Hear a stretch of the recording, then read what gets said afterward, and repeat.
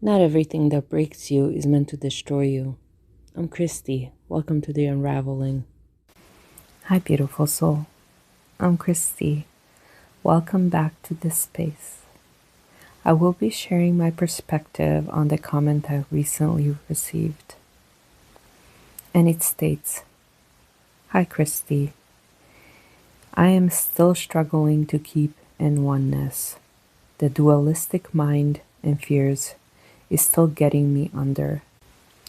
The mind sees separation, although the heart believes it is already in union. It is them popping into the mind so too often.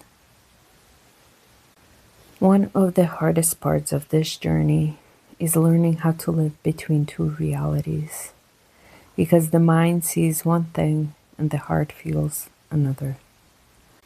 The mind sees distance, silence, physical separation, time passing.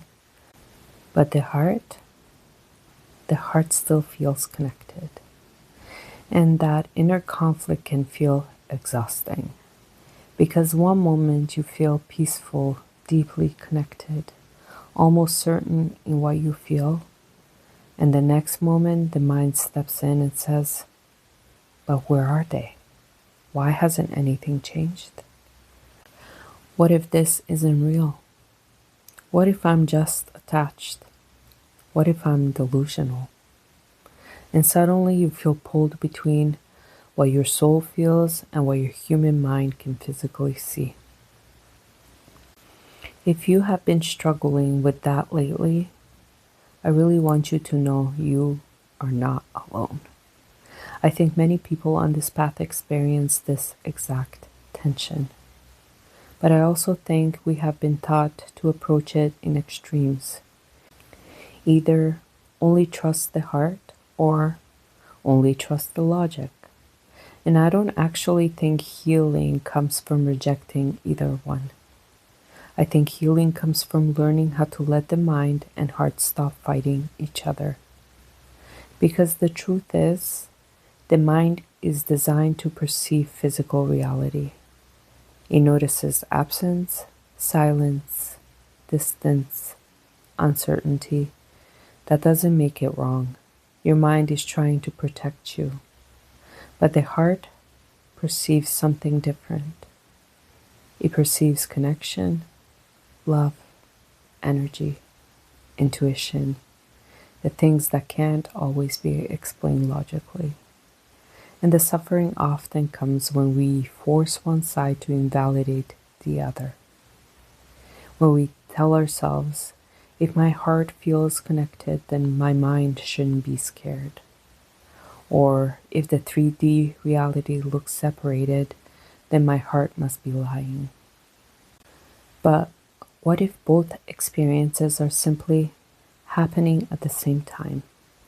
What if the goal isn't to force yourself into certainty, but to learn how to stay grounded while holding both truths? Because I think that's the deeper lesson here. Not spiritual perfection, not pretending you never feel fear, but learning how to remain centered even when the mind gets loud. And honestly, I think a lot of feminines exhaust themselves trying to stop thinking about the masculine altogether. But the more you fight the thought, the stronger it often becomes.